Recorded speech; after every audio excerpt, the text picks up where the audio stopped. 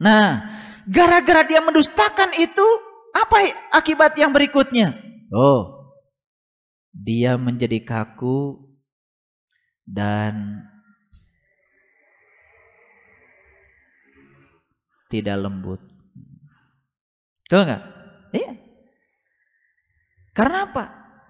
Orang-orang yang belajar ilmu dengan benar, orang yang bertauhid dengan benar, orang-orang yang mengizinkan Allah hadir di dalam dirinya, justru dia akan semakin lembut dan lentur. Semakin merasa kosong, semakin merasa tidak bisa apa-apa, semakin merasa tidak punya apa-apa. Aneh kita-kita ini.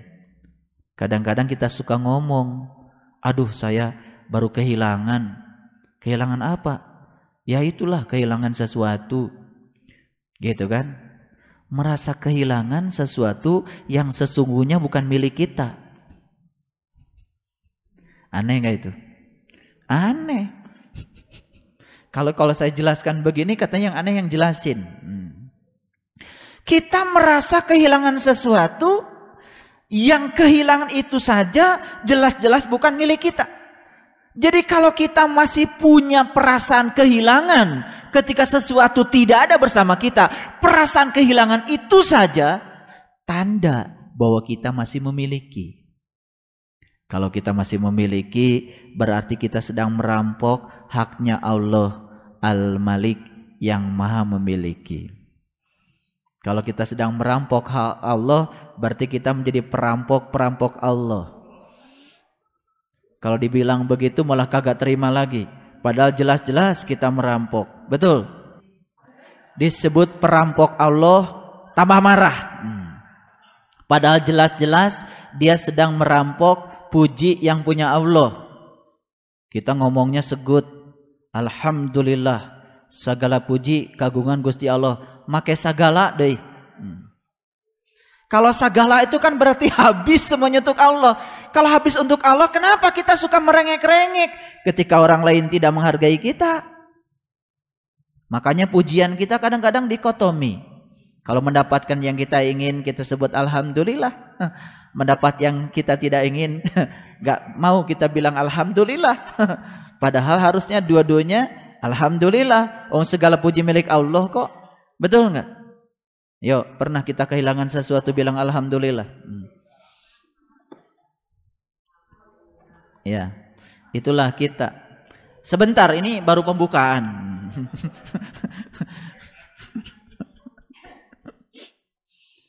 Gue banget. Ya. Lalu semakin dalam kita belajar tentang pencarian ke dalam diri kita, yang terjadikan sekarang ini semakin malu kita dengan Allah. Bahkan kita semakin merasa bahwa perjalanan kita belum apa-apa. Betul nggak? Justru ketika perasaan itu muncul, itu namanya kita sedang kosong. Ketika kosong, Allah akan mengisi kita.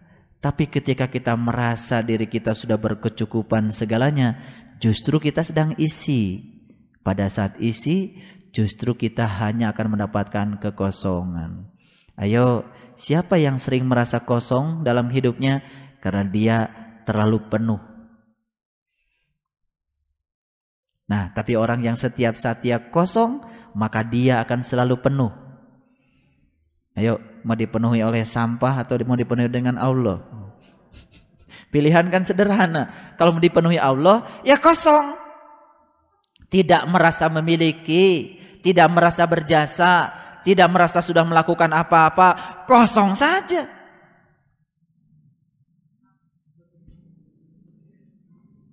Oh, pantesan Pak, abdi teh setiap saatnya ngaros kosong. Iya, karena penuh. Penuh segalanya di sini, ya kan? Penuh. Lihat yang penuh itu kelihatan kan? Jalannya aja berat. Senyumnya aja berat. Ya. Saya ingin teruskan ayat ini.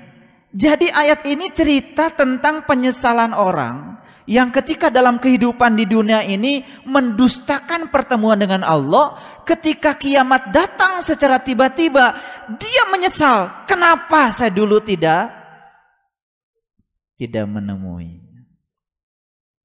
Nah, kita teruskan ayat ini. Alangkah besarnya penyesalan kami sambil mereka memikul dosa-dosa di atas punggungnya. Nih, punggungnya penuh, segala dibawa.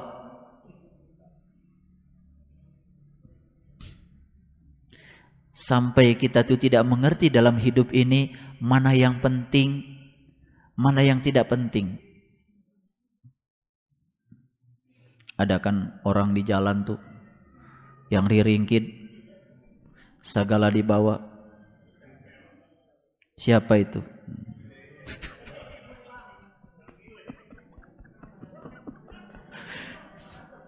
Riwe. Ternyata kunci kebebasan itu adalah kesederhanaan. Kesederhanaan itu akan mengajarkan kita mana yang penting, mana yang tidak penting. Lalu kita itu terkadang sering menempatkan hal-hal yang tidak penting di atas hal-hal yang penting. Yang pentingnya nggak kelihatan. Gitu. Kalau ijab kabul pernikahan itu cuman saya terima nikahnya anak bapak yang bernama Anu dengan mas kawin dibayar kontan. Kalau dihitung jamnya itu cuma 30 detik. Yang pentingnya cuma itu. Yang tidak pentingnya, wah, injak sana, injak sini. Kenapa jadi riweuh? Karena sesungguhnya dia sedang menempatkan yang tidak penting di atas yang penting. No penting nama poho. Jadi hidup kita pun sehari-hari itu menjadi riweuh. Karena apa? Karena kita sering terjebak untuk menghadirkan hal-hal yang tidak penting. Tetapi itu menjadi hal yang paling penting. Makanya orang-orang yang sering menempatkan hal yang tidak penting menjadi penting, hidupnya jadi tidak penting. Ternyata orang penting itu adalah orang yang bisa menempatkan hal-hal penting di atas hal-hal yang tidak penting. Saksikan.